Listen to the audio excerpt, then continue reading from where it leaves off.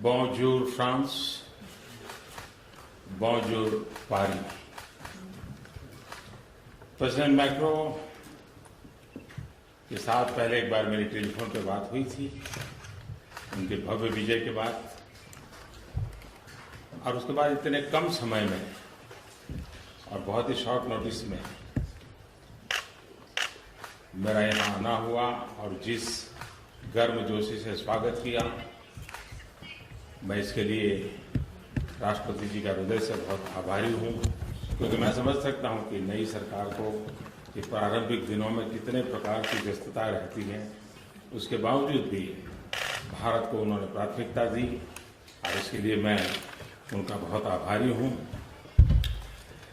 Germany का शायद ये चुनाव था और फ्रांस का शायद ये चुनाव था कि जिसके ऊपर पूरे विश्व की नजर थी, और ये सिर्फ चुनाव हार जीत का नहीं, एक नई परंपरा, नया नेतृत्व, नई ऊर्जा, नया व्यक्तित्व, हर प्रकार से सबका ध्यान था। और ऐसे समय आपका विजय हृदय से बहुत बहुत अभिनंदन के पात्र हैं।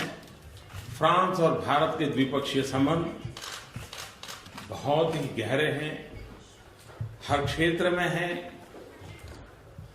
हम मिलजुल करके काम करते हैं।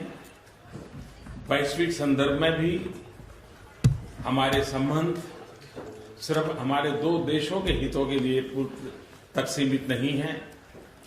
वैश्विक संदर्भ में हम दो देशों के संबंध किस प्रकार से मानवजात को उपकारक हो, मानवीय मूल्यों को उपकारक हो, इसकी हमारी एक सफल यात्रा रही है। और राष्ट्रपति जी के नेतृत्व में भी ये यात्रा और तेज गति से आगे बढ़ेगी, ऐसा मेरा विश्वास है। विकास का हमारा दायरा, संबंधों का हमारा दायरा एक बहुत बड़े फलक पर है, चाहे वो टेक्नोलॉजी का मसला हो या ट्रेड की बात हो, चाहे वो इनोवेशन का विषय हो या इन्वेस्टमेंट की बात हो, चाहे एजुकेशन हो, एनर्जी हो, एंटरप्रेन्योरशिप हो, हर दृष्टि से। और जैसा अभी राष्ट्रपति जी ने बताया कि student to exchange progress, student के लिए इंटर्नशिप के कार्यक्रम, भारत को ज्यादा समझने का प्रयास, भारत के नौजवानों को फ्रांस को समझने का प्रयास, इसको हम कैसे बल दें, इस पर भी आज हमारी काफी वास्ता हुई। और इसलिए मैं कहूंगा कि एजुकेशन हो, एनर्जी हो, एंटरप्रेन्योरशिप हो, चाहे डिफेंस का मामला हो या डेवलपमेंट का मामला हो, हमारे लिए दोनों फर्क का उतना ही महत्व है। चाहे हम स्मार्ट सिटीज के निर्माण की दिशा में आगे बढ़ना चाहते हो या हम स्पेस के प्रोग्राम में मिलजुल करके काम करना चाहते हो, हमारा दायरा कितना विस्तृत है इसका हम अंदाज कर सकते हैं। कम्युनिकेशन, जैसा आपने बताया कि कम्युनिकेशन वर्ड का इन दिनों में जितना उपयोग है, थ्रेड्स भी हैं, हम मिलजुल करके इसमें कैसे काम कर सके। और उसी प्रकार से फ्रांस और भारत के कल्चरल रिलेशन एक हमारी साझी विरासत है। और आज जैसा राष्ट्रपति जी ने बताया, इसके बाद हम श्रद्धांजलि सुमन अर्पित करने के लिए जा रहे हैं। हिंदुस्तान के 1.5 लाख से ज्यादा लोगों ने प्रथम और द्वितीय विश्व युद्ध में शांति के लिए शहीद हो गए, बलिदान दे दिया, उनको श्रद्धांजलि देने के लिए राष्ट्रपति जी भी समय निकाल करके हम दोनों साथ जा रहे हैं।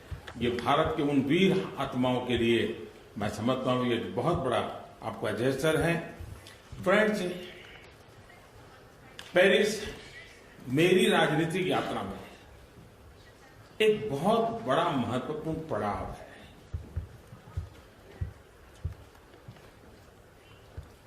फ्रांस के साथ भारत ने और व्यक्तिगत रूप से मैंने खास करके क्लाइमेट चेंज के संदर्भ में, पेरिस एग्रीमेंट के संदर्भ में जिस तरह कंधे से कंधा मिलाकर के काम किया, और मैं समझता हूं कि पेरिस एग्रीमेंट ये एक साझी विरासत है, ये और विश्व की साझी विरासत है। इस पीढ़ी की ये ऐसी देन है जो भावी पीढ़ी की भी विरासत बनने के लिए एक नई आशा को जन्म देती है।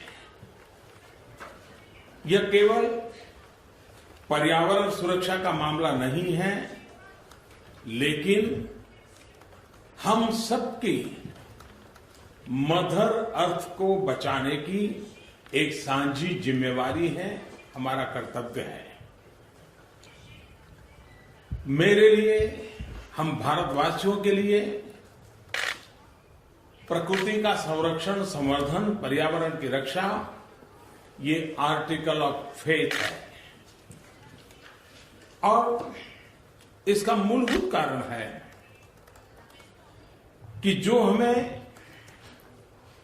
सदियों से शिक्षा मिली है और वो हमारी वेद काल से शिक्षा है कि प्रकृति के साथ सहजीवन हमें सीखना होगा, प्रकृति के साथ संवाद, सहमति, यही अल्टीमेटली हर किसी का कल्याण करेगी।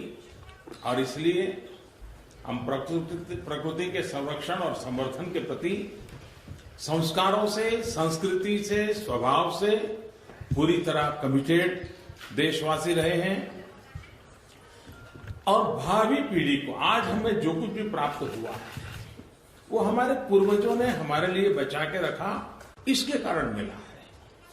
हमारा भी दायित्व बनता है कि हमारी भावी पीढ़ी के लिए शुद्ध हवा, शुद्ध पानी, प्राकृतिक संसाधन पर्याप्त मात्रा में हमारी आने वाली पीढ़ियों के लिए देना, ये हम लोगों की दायित्व है। और इसलिए हमारा ये प्रण है, हम समझौते के साथ भी हैं और समझौते के बाद भी हम मिलकर के चलेंगे, मिलकर के करेंगे और भावी पीढ़ी को मिलकर के कुछ न कुछ तोहफा देकर के जाएंगे, इस कमिटमेंट के साथ। और इस दिशा में हमने कई महत्वपूर्ण कदम उठाए हैं। Indo French partnership for sustainable technology पर विचार हुआ है। सीईओ फोरम को सस्टेनेबल इकोनॉमी के विषय पर विचार करने का निर्देश दिया है। और पेरिस की धरती पर एक महत्वपूर्ण फैसला हुआ इंटरनेशनल सोलर अलायंस का। और मुझे खुशी हुई कि राष्ट्रपति जी की इंटरनेशनल सोलर अलायंस के इस उपक्रम को आगे बढ़ाने के पीछे उनका एक कमिटमेंट है। और वो स्वयं मुझे पूछ रहे थे कि बताइए हम कैसे आगे बढ़ेंगे। मैं समझता हूं कि अपने आप में इंटरनेशनल सोलर अलायंस का उज्जवल भविष्य मैं देख रहा हूं, क्योंकि फ्रांस और भारत ने मिलकर के ही इस कल्पना को जन्म दिया और आदरणीय राष्ट्रपति जी इसको आगे बढ़ाने के लिए कृतनिश्चयी हैं और उनके नेतृत्व में इस बात को हम सफलता को प्राप्त करेंगे। मानवता के सामने दो बड़े खतरे हैं। एक की जैसे मैंने चर्चा की, क्लाइमेट, बहुत लोग उसको देख नहीं पाते हैं, इनविजिबल है कुछ लोगों के लिए। दूसरा है आतंकवाद। आतंकवाद को हम देख पाते हैं, आतंकवाद को हम अनुभव कर पाते हैं, आतंकवाद की भयानकता हम सुन पाते हैं। आतंकवाद के कारण बच्चे, बूढ़े, महिलाएं, निर्दोष लोग मौत के घाट उतार दिए जाते हैं। फ्रांस का हर बच्चा भली भांति आतंकवाद की भयानकता को समझता है, अनुभव की है। आज विश्व का बहुत सारा हिस्सा इस संकट से गुजर रहा है। आज हमने बड़े विस्तार से इस विषय की चर्चा की है कि आतंकवाद से बचने के रास्ते क्या होंगे, टेक्नोलॉजी का उसमें जिस प्रकार से इस्तेमाल हो रहा है उस पर हम सतर्कता कैसे बरतें, साथ मिलकर के कैसे काम करें। रेडिकलाइजेशन के सामने डी रेडिकलाइजेशन की मूवमेंट को हम कैसे बल दें और विश्व शांति और सद्भावना की दृष्टि से कैसे आगे बढ़े, उस दिशा में हमने चर्चा की है। भारत की हमेशा सोच रही है यूरोपियन एकता के संबंध में, यूनाइटेड यूरोपियन यूनियन, प्रगतिशील यूरोपियन यूनियन, सशक्त यूरोपियन यूनियन, इसके हम पक्षकार रहे हैं। और मैं चाहूंगा कि फ्रांस की ऊर्जावान, विजनरी, यंग नेतृत्व न सिर्फ फ्रांस को लेकिन यूरोपियन यूनियन को भी एक नई ताकत देने के लिए अपना योगदान जरूर देगा। एक सफल यूरोपियन यूनियन, ताकतवर यूरोपियन यूनियन, प्रगतिशील यूरोपियन यूनियन जो वैश्विक संतुलन के अंदर एक बहुत बड़ी भूमिका अदा कर सकता है। मुझे आशा है कि उस दिशा में फ्रांस सफलतापूर्वक अपनी भूमिका निभाएगा। मेरे लिए खुशी की बात है कि राष्ट्रपति जी ने भारत आने के मेरे निमंत्रण को स्वीकार किया है। हम उनके स्वागत के लिए बहुत उत्सुक हैं।